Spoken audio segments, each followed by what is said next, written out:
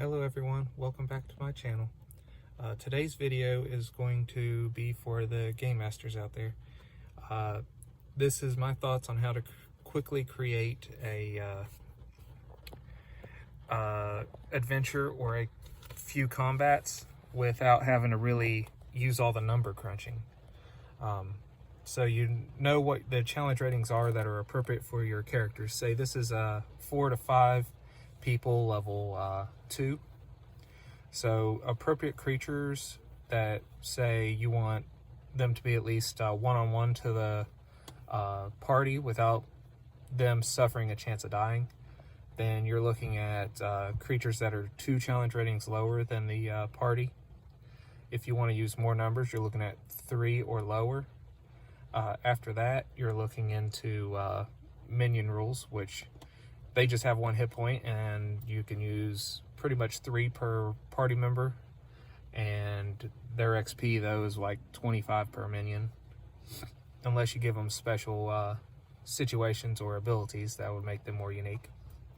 So let's say this is a 2nd level party, and they'll be fighting, say they're exploring an area and orcs have taken it over, so they're going to be fighting orcs.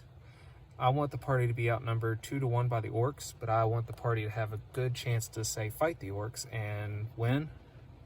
So I'll divide the orcs up into 2 groups. The first group, the party will either encounter by surprise or will be attacked by. And the second group won't enter the combat for at least 1 to 2 rounds, maybe 3 rounds, depending upon how fast the party deals with this. I don't want these reinforcements coming in until the party's taken out minimum half the orcs in the first bit. That way, even though they'll be fighting the 2 groups of orcs, they're not going to be outnumbered 2 to 1 and getting a bunch of flanking disadvantages on them. That said, a appropriate place sleep spell could drop the first group of orcs, or an entanglement could take care of them. If that happens, the next round I'll have the other orcs making noise from a different direction, coming down a different corridor, however I wanted to run that one, and enter the combat with them. So they used a resource on one group that's either taken them out completely or immobilized them for the most part, and then they have to deal with the other group that can still fight.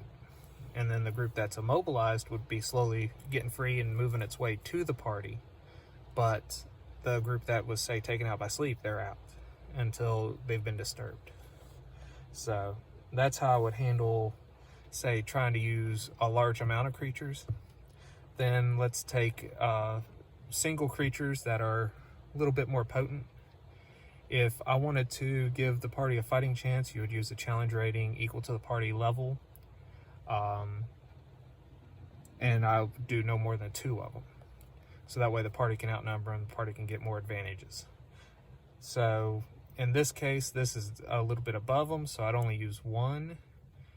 Or if I use 2 of them, I'd have 1 approach from another angle. And what I'm talking about is an ogre. An ogre is a challenge rating 3, so it's 1 challenge rating above the party level.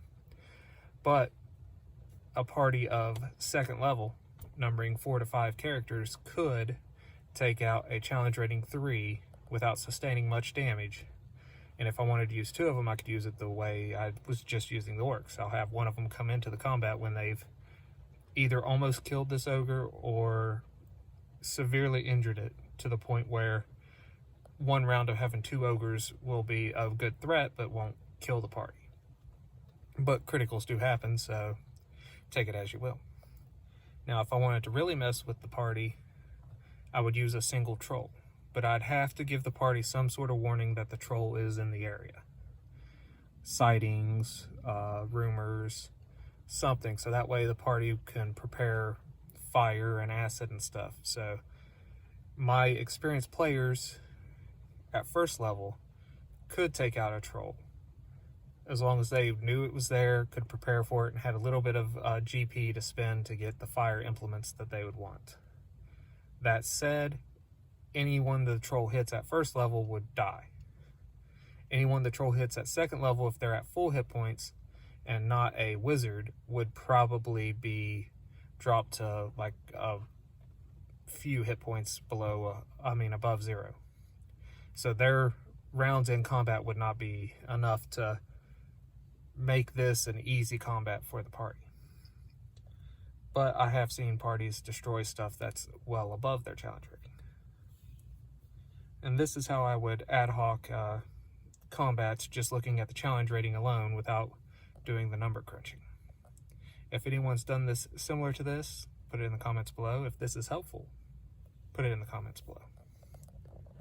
Until we meet again.